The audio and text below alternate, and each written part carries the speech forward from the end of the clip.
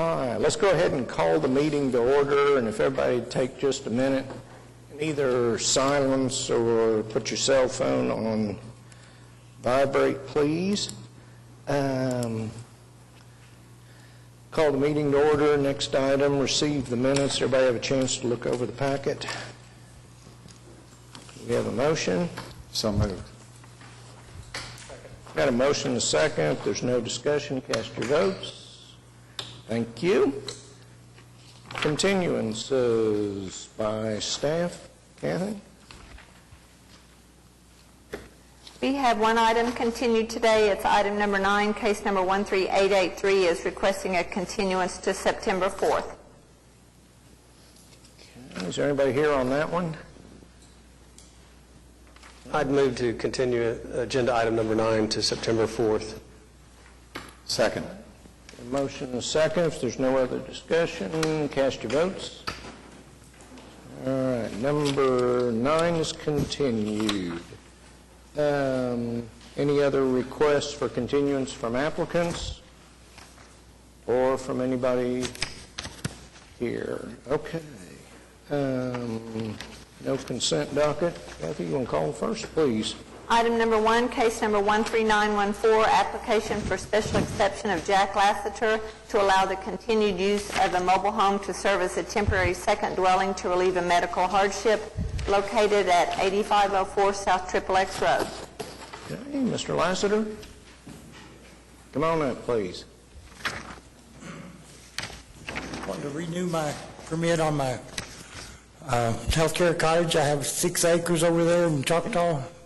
Give us your name and address first. I'm Jack Lassiter at 8504 South Triple X Road. All right. This is continued use Yes. medical. Is anybody opposed to this one? Anybody want to speak to it? I have real nice Questions, comments? neighbors. It's conditional for how many years? 3 years. I'd move to approve it conditioned upon a 3-year use. Second. Motion and a second. Is there any other discussion? Not, cast your vote.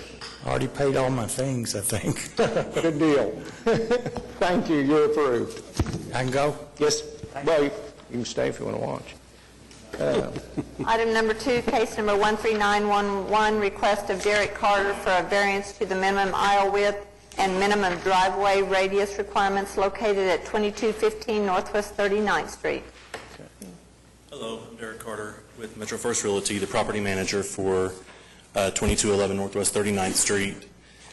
We're remodeling the property, and I'm asking for a variance to allow a 9-foot, 7-inch driveway to gain access to a rear parking lot.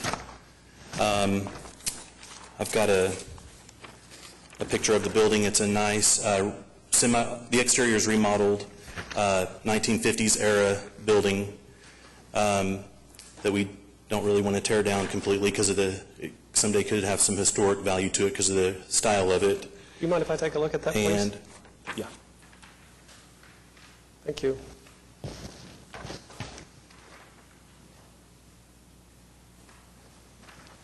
Mr. Chairman.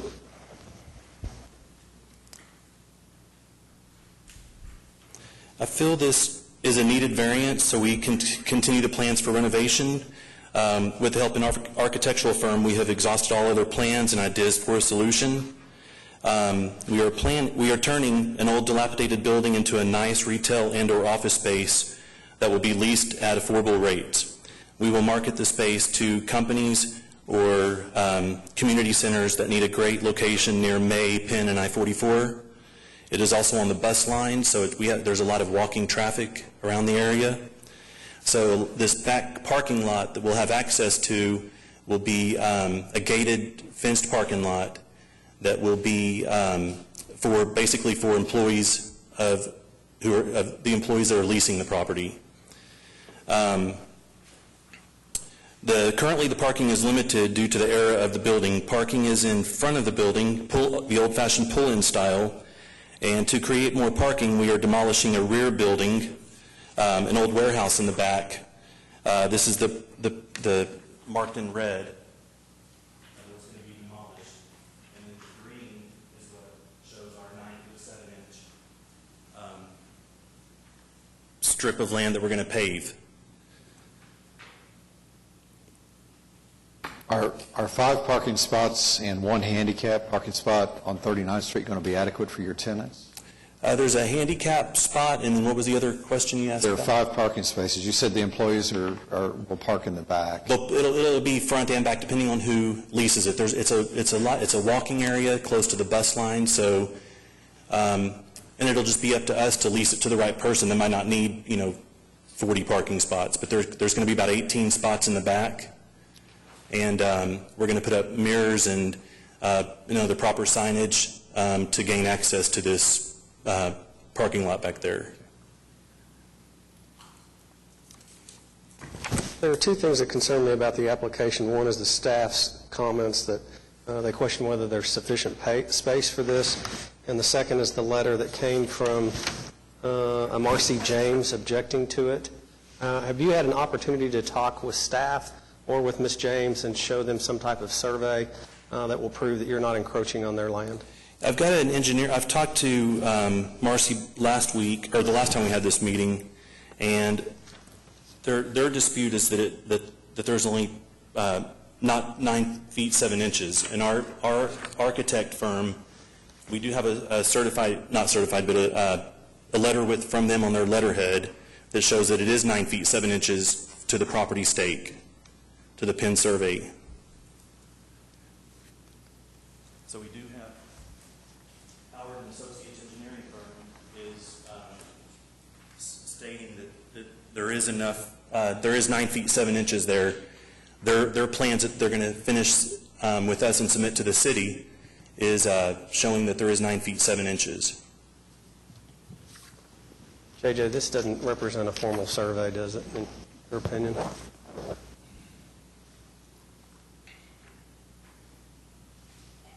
Am I correct that the next door property owner is in opposition to this and that she has in fact submitted a survey Objects. indicating that there's not 9.7 inches? That was what the impression that I had from what I was reading in my packet. I guess the question is, Ms. James here today? Yes, I am here. Can you answer the question that she's posing? To the other podium, Marcy? Sure. Thank you. For the record, Marcy James for Trans J&L, adjoining property owner. And you own the property to the east. To the east. And you, did I read in my packet, I thought that you not only are in opposition to this, but in fact you have had a survey done of your property and... Yes, ma'am, we did have a survey done. At the time I submitted that packet back in June, I believe it was, the last part of June, we couldn't find the actual stakes.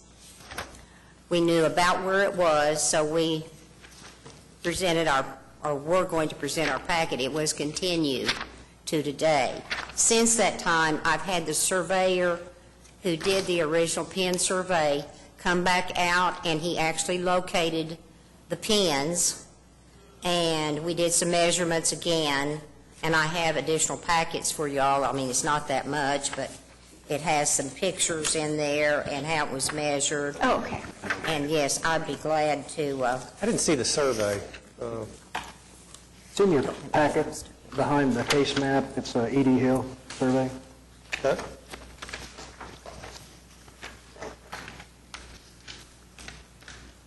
I hope I have enough. I think I have 6 copies there.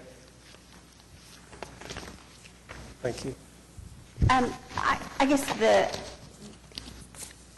the concerns that I have about this matter, although there is kind of a renovation of this area, revitalization of this area going on, which is great. I think it will be a pedestrian-friendly area, which is also great.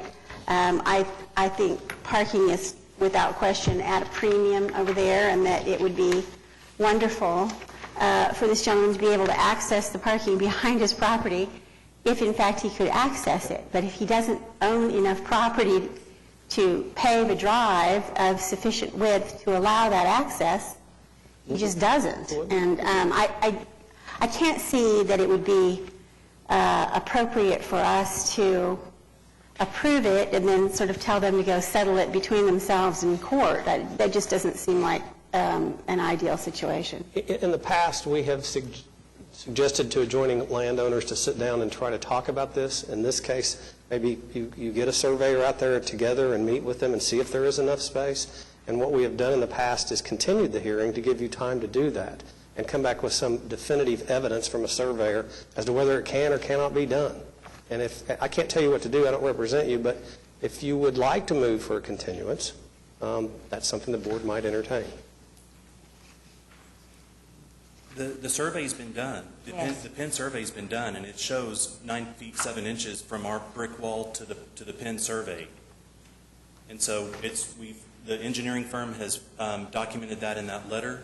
They're the ones that are putting their name on the plans of doing it, and we're getting 9 feet 7 inches, and they're getting 7 feet something. So but it's a fact. The tape measure doesn't lie. It's 9 feet 7 inches. So to this Penn survey. do they have the room to do it or not? If I might, may I speak? Sure. We had the property staked by the surveyor. It's in the pictures. There's a stake there, and it was measured over from that stake to the edge of the parking lot, which is only 7 feet and 11 inches. If you measured over from the stake to the very building line that he's speaking about on the east side, his east building line, you've got a little over 8, maybe 9 feet at most. A one-way driveway is supposed to be 12 feet. I understand grant variances a little bit here and there, but it's supposed to be 12 feet. Plus, since it goes right up next to the building line, you're going to need another 3 feet because you're supposed to have a kind of a buffer zone in there with a curb going up so people won't be running into the building. So you're looking at basically 15 feet. He has nowhere near that amount of money. The problem that we have is if a driveway were put up there, it's not going to be wide enough for a car to go back and forth. It'd only be a one-way. It's going to encroach upon Tramps J&L, which is my client. We have plans to further improve our property, including putting a fence up there and enlarging our patio area on that side. We already have a patio area, but we want to enlarge it. And we don't want cars and trucks going back and forth on that one-way driveway and going over the concrete and over onto our land. It just wouldn't be right. But the most that these people have is, by his measurements, 9 feet and 7 inches. That's for the driveway right up to the building line. Right up to the In your building. position, he'd need at least 15 feet. You need 15 feet under the code. Now, I understand you all will grant a variance a foot or something like that, but you're talking 5 feet. That's a lot of space for a car to be, the difference between 15 and 10, that's a lot of space. A code-compliant one-way aisle is 12 feet wide. Okay. And he has 15 feet. No? He has 9. He has 9.7. And so just to do a one-way, he'd have to have 12 feet. And One-way drive, He's proposing a code-compliant is two-way 12 drive. feet wide. And he has at most 9.7 from the side of the building over to the property line. However, that Section B of the code that you're referring to, it requires a 3-foot buffer zone. You either have to when the driveway is adjacent to the building itself, which is what this would be, right up to the building wall. You're supposed to have another 3 feet as kind of a buffer zone so cars won't be running into the building. And that is to include a 6-inch concrete curb or a bumper guard of some sort so they can't run into it. Yeah, she's correct. I'm just stating that the width of a one-way, width of a one-way aisle is 12 feet. Adjacent to the building, there should be an extra 3 feet for a walkway. And we're almost 10 feet, so it's just a 2-foot variance. It'd actually be a 5 feet. Derek, I appreciate your efforts to redevelop this area, but I'm not going to be able to support your application. And if there's no more discussion, I'm ready to make a motion. Anybody else want to speak? Make a motion to deny. Okay, we have a motion and seconds. Or any other discussion? If not, the motion is to deny. Thank you. Sorry. Item number 3, case number 13916, request of Mark Mathis Construction for a variance to allow a single-family residence encroaching the 25-foot platted front building line and the 5-foot side yard setback located at 109 South Broadway Circle. Give us your name and address, please. I'm Mark Mathis, builder for 109 South Broadway Circle. Okay, tell us a little bit about what happened. It's the tornado area at Briarwood Elementary School down the street. My house was the first one to go back into that street there. Had a gentleman that draws up my plans for me, did the plot plan, everything for me. He had it at 60 feet wide, and the lot in the middle was actually 58 feet wide. And when we built the house, we built it off the plot plan and what was submitted for review, and then we found out once the neighbor built a house that it looked kind of close together. He's 5 feet, or a little bit more than 5 feet from the property line. I'm only 3 feet from the property line, so the lot was 58 feet wide instead of 60, so I was 2 feet too close to the property line there. And then the only good thing is that there are no utilities down that side of the property line. They're all on the east side of my property and on the west side of his property. So the property to your west, that home has been rebuilt?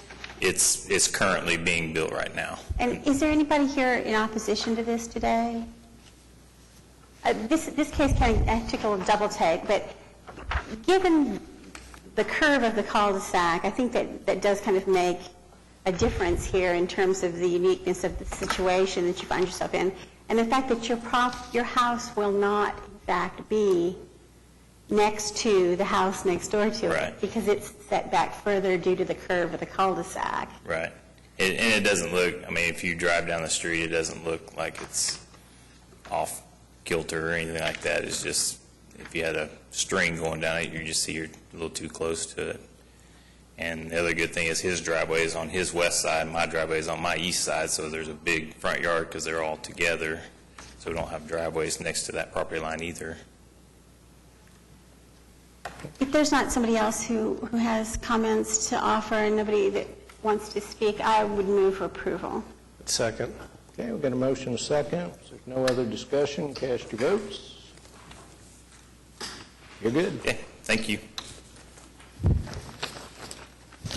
Item number 4, case number 13917, request of Kelly Lynn McLaughlin for a variance to the minimum lot size, minimum lot width, and access to an approved street located at 13331 McRains Road. Hi, I'm Kelly Lynn McLaughlin from 1331 McRains Road, and I also own another property on the same road too, 13400. Tell us a little bit about your application, please. Pardon? Tell us just a little bit about your application. What do you got going on? We bought an adjoining property that's been abandoned for years, and it's zoned AA, which means minimum lot size is 5 acres to build. But there was a house built there in 1936, and that property has only ever been 2.5 acres. And the property has been abandoned since '09, and it's crumbling and destroyed and a home for wild animals, and we would like to tear it down and build a proper home. And in addition, our road used to be a county rural route, and the easements are only 15 feet on either side of the center line, so our road is pretty much a dirt road. It's only 15 feet wide. That's the way it's been since the 1920s. That's a 10-foot gate into the property. There's a 15-foot easement. It was lived in until 2009, until the gentleman died, and it's been vacant since. So we bought it from the family that had originally owned it. It's just been passed down from generations. So there's never been a problem with access to the property, and we actually own the 330 feet just north of the easement that's 330 feet to the north, so we're not going to deny ourselves access to the property. We would just like to tear it down and build another house because that house is not worth saving. So there's not any intervening ownership between you and the road that you will be, albeit a No. dirt road? I mean, you have access to We do. this pathway? Yes. Okay. Well, you can get vehicles in there, so you can get a tractor in, so. I think this is sort of a unique situation as well. Just the fact that you have acquired a property that was already in existence, and if the house is not livable and you want to build a livable house there. Is there anybody here in protest to this? I would move for approval. Do we need to condition that in any way, since the staff report states that there is no guarantee to access?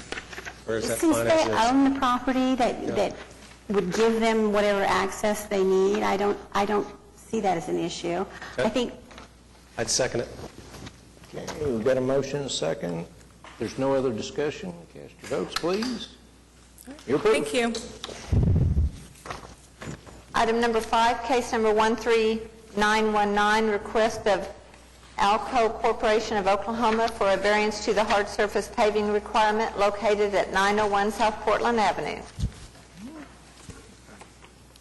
Give us your name and address, please, and tell us about your application. Yes, I'm Sean Fairbairn, the civil engineer representing Alco Corporation on this project.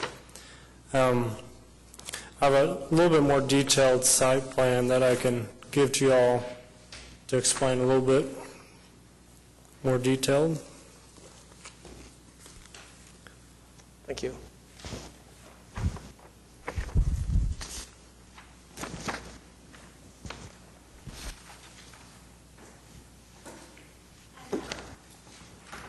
this application would be giving me a lot more hesitation if it were a permanent variance that was being requested, but as I understand it, you're seeking a temporary variance, and my question to you, I guess, is, what kind of a deadline can we put on it before we see you back here again, or you get it paved? Yes, the variance is for this peak season for UPS, and it's a temporary parking lot because they're building a modular building delivery center on their existing employee parking, which is for the peak season from October through January. And this employee parking is to offset that loss in the employee parking, and then also the additional employees being employed during that peak season time. And to work with UPS's current budget, it would be after the first of the year, bid the permanent paving in April, and then start construction around June. So you're comfortable with a temporary variance through, say, January 31st, 2015? It would, 18 months? yeah. That'd be enough time? Oh, yeah. It would be completed hard surface before the end of the 2015 year. It would be before their peak season, which would be October of 2015. So what's the deadline you're asking for? A temporary variance until? Until we get it paved. And we need, in time, December 31st, 2015? Yes, It'll be done, paved, or else we'll see you again. yes. Okay? All right, do we have anybody in opposition? Anybody else have questions or comments? Make a motion to approve. Second. And with the deadline, December 31st, 2015. that's what I heard. Okay, if there's no other, we got a second? You do? Okay. Motion and second, no other discussion, cast your votes. You good? Thank you. Item number 6, case number 13920, request of Rollingwood Neighborhood Association for a variance to permit 7 neighborhood identification signs encroaching the street right-of-way and site triangle located at 5801 and 6031 North Meridian Avenue, 4600, 4700, and 4916 Northwest 63rd Street and 5900 and 6310 North Grove Avenue. Hi, Nate Clare, President, Rollingwood Neighborhood Association, 5912 North Sterling Drive. This application is to replace 4 existing signs, and then since we had to go in for the variance, we decided to identify 3 potential new signs to be constructed later on in a few years if we see fit. As we got into this, we just wanted to replace our existing carved wood signs, and as we went in to try and get permit for that, we found out that despite their good intentions 20 years ago, the neighborhood did not go through the proper channels to put the signs in. So we want to do that now. We feel that this is an improvement for our neighborhood. It's going to hopefully raise property values and increase our curb appeal along Meridian and Northwest 63rd. And I see from the staff's report, there's no issue of site obstruction, correct? No, I went out and took photos at all the stop bars, and there are some utility structures and stuff in the right-of-way, but you just have to pull forward a little bit, and these signs are all going to be back behind that, so no, there's no site obstructions. I'd make a motion to approve. Before we do that, could I just say, I have no problem at all with what is actually being proposed here. I wonder if there is some way that we can, without carving it in stone, so to speak, at least ensure that what is built is substantially similar to what's proposed. I mean, the kind of sign and the style of it and the size of it is not a problem at all as it's proposed here, but if it were a solid sign or if Is it going to be it were... substantially the same? No, we've already got the fabricator lined up, and we've got the estimate, and so we're just waiting on the approval. So that's what we've advertised to the neighborhood, and we've gone back and forth months on what it's going to be, so I absolutely don't want to open it up for discussion again, so it is going to be what what they you build see is going to there. have to conform with the application submitted, so Okay. it will be, what you see is what you get. Okay. Any opposition? I make a motion to approve. Motion and second. No other discussion. Cast your votes. You're good. Thank you. Item number 7, case number 13921, request of HSE Architects for a variance to the front yard setback located at 1146 North Broadway Drive. Yes, my name is Todd Edmonds. I'm an architect with HSE Architects. We are the architect on this project, and I'm also a longtime board member of Oklahoma Contemporary. I have Donna Reinhardt Kiever with me today. She's the CEO and Executive Director of Oklahoma Contemporary. What we're requesting today is a variance to the front yard setback for this new temporary container building that we're planning to locate on the site at 11th and Broadway Drive. Our plans for the organization Oklahoma Contemporary are to relocate from the fairgrounds to this site and build a brand new 50,000 square foot facility. While we're doing our fundraising, we have not started our capital campaign yet, and in order to help us with our fundraising and to begin awareness, public awareness, that we will be locating down to this location in the next 3 years, we are planning to put a temporary building on this site made out of shipping containers. And we realize that the idea here is to have permanent buildings built right up on the property line to increase pedestrian traffic, and but this not being your typical building and being temporary, we view this more of a sculpture than a building. And the main purpose for this building is to help us with our fundraising. So we would bring potential donors to this site, and the way that we have it oriented, you can see the cross-hatched area up there to the top of the screen. That's the location of the new building once it's completed. The location of our current structure is what we're calling the hold site. It will not be built on. It will be held out for future development.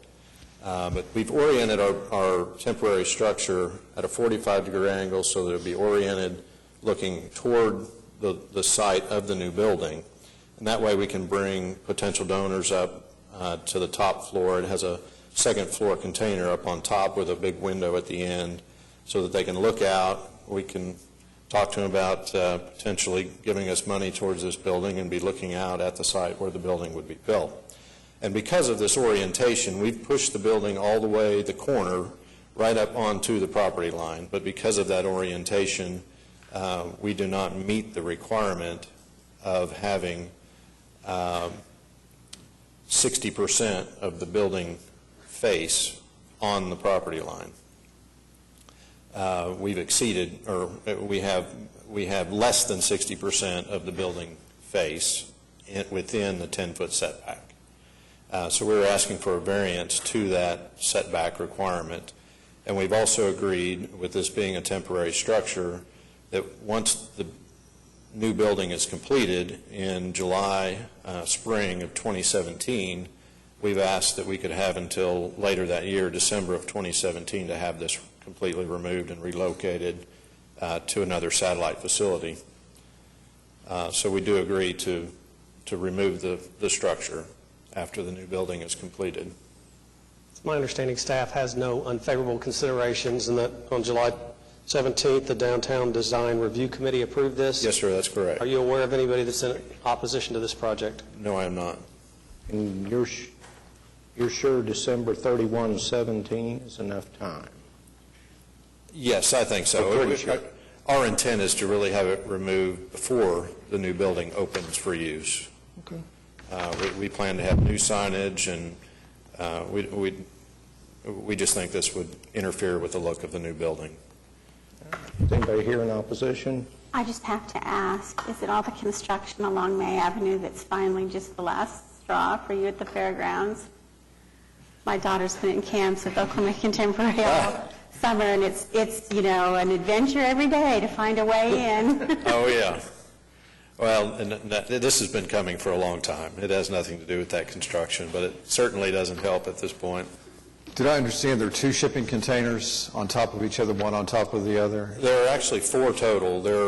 You can see the 2 there, and then there's one that goes perpendicular on top, and then there's one that's actually vertical that sits on its end, which creates the stair tower and our signage on the exterior.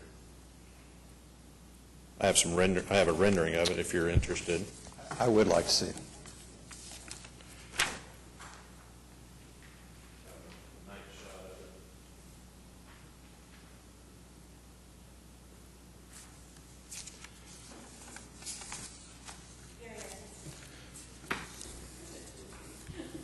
Janice thinks it's cool, so I will.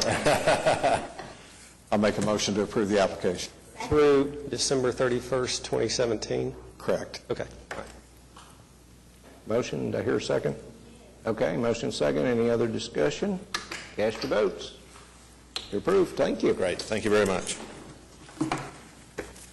Item number 8, case number 13922, request of Superior Neon Signs for a variance to the maximum number of signs and the 150 maximum square footage located at 3401 Northwest 63rd Street. Hi, my name is Jim Gleason. I'm with Superior Neon Signs here in Oklahoma City. I'm also here with Wade Christensen of Christensen Law Group and Michelle Anderson of CB Richard Ellis. What we're proposing is to install signage on the 6th floor band of the building to get more exposure from the Lake Hefner Parkway.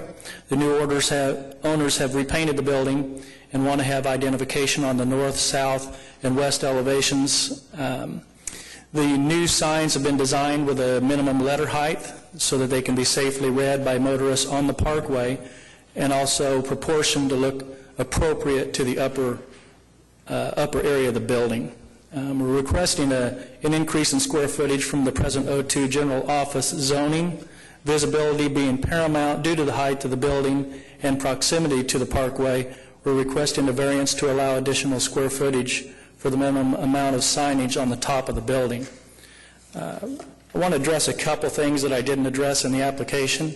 When we were designing this, we started with the design first to make it look appropriate to the building. Once we do that, we'll normally look at distance, our viewing distances. I've got And I don't know if I've ever showed you, I've been before the board before, but I've got. Thank you.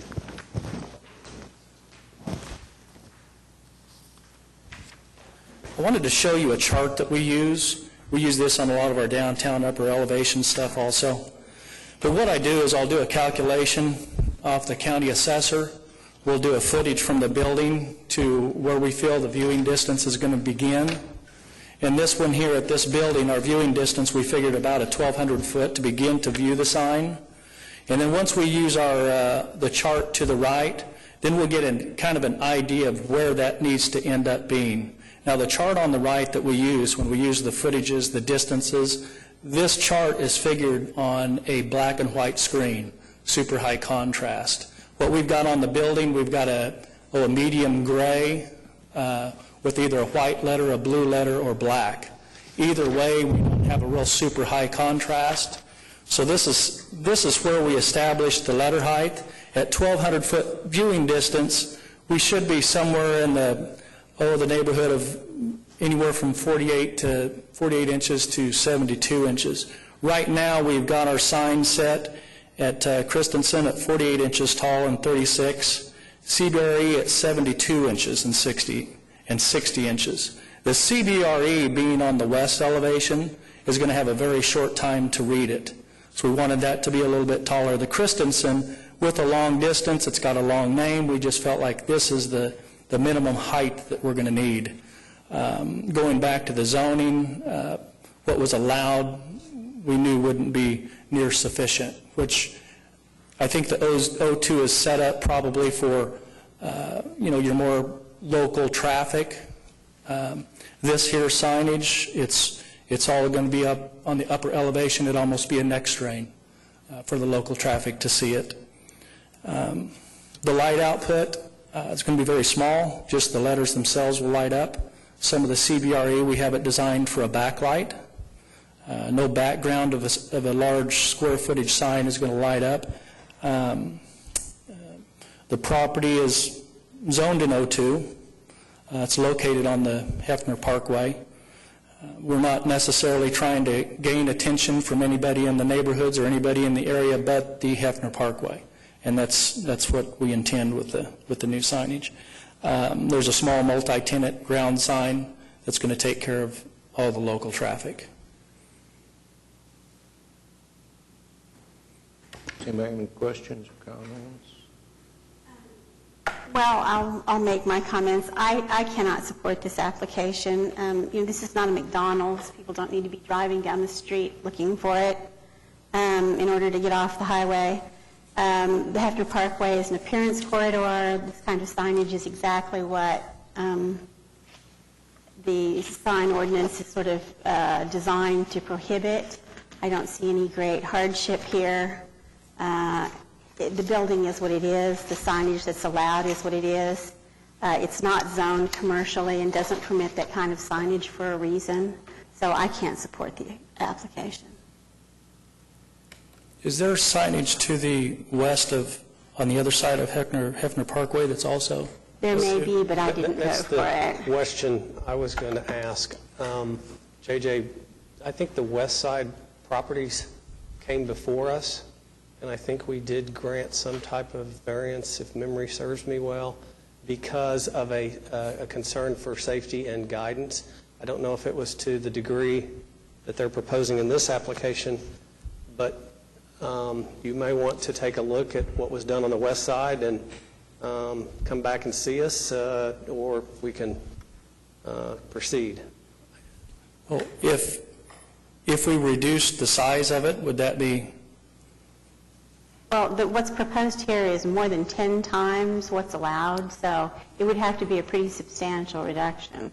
Well, let me ask this, JJ, is that right? Do I remember that right, that we did some variance on the west side? It does look familiar. It was like the Midlands, or Chesapeake or something?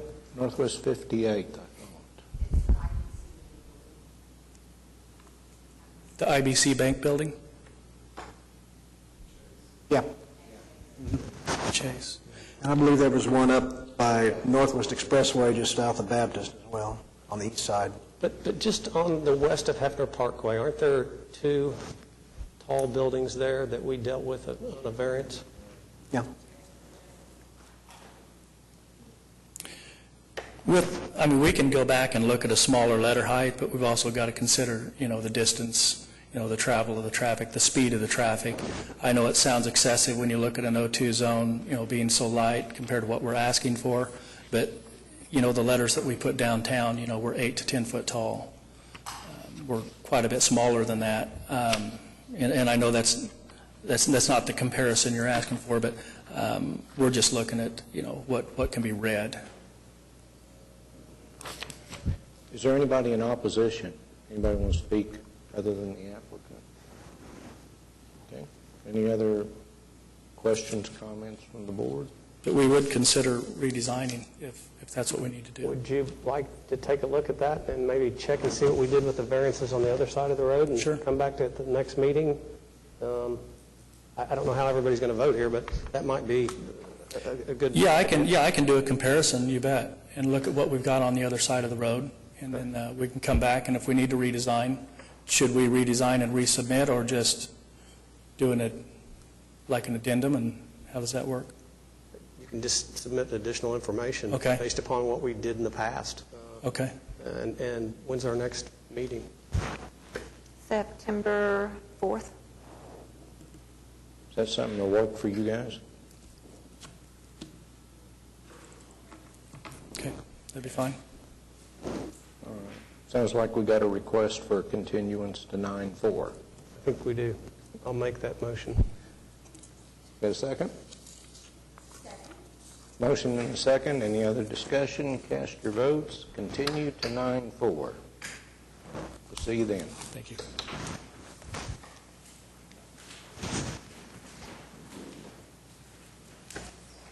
Item number 10, case number 13915, appeal of Dr. Stephen B. Hopper of the decision of the Historic Preservation Commission regarding the denial of a certificate of appropriateness for replacement of windows located at 501 Northwest 41st Street. Before we start, I'm sorry to say this now, and I'm sorry I was late coming in, but I absolutely drop dead, have to get up and leave at 2:30. So I don't know what that does for you and your time frame, and whether we've got time to really work through this today. And Can we go with you? Yeah. Sure. We could start, and if there's a problem, we could continue. Well, even if You'd we still have still have a quorum. It would just have to be unanimous, is what I'm sure Ms. Powers is alluding to. I guess the question is, if we don't have a full board here today, and you may want to wait till the next hearing date when we have more people in attendance, because Ms. Powers is going to have to leave during the middle of your argument, probably. And I'm going to bet this takes longer than 17 It's going to take longer than 17 minutes, so I guess I request for a continuance until September. That sounds like a good idea. Yeah, we apologize, but that happens from time to time, especially in August when people are on vacation. Yeah. I'd make a motion to continue this matter till September 4th. Motion second. No other discussion. We'll see you back. Thank you. Thank you. Okay, do we have anything else? How about a motion to adjourn? So moved. Second. Cast your votes. Adjourned. You're getting out early.